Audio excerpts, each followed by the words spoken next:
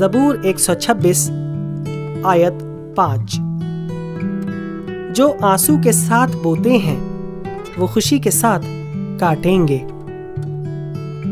آج کا پیغام حالات کے مارے ان مجبور لوگوں کے لیے ہے جن کی زندگی میں غم و آنسو کے بادل چھائے ہوئے ہیں۔ داؤد نبی کی اس خوبصورت آیت میں ایسے لوگ جو غمزدہ ہیں ان کے لیے پاک کلام نے امید کی روشنی دکھائی ہے کہ آنسو ہمیشہ کے لیے نہیں۔ اگر آج وقت برا ہے تو کل اچھا وقت اپنے ساتھ بہت سی خوشیاں لے کر آئے گا۔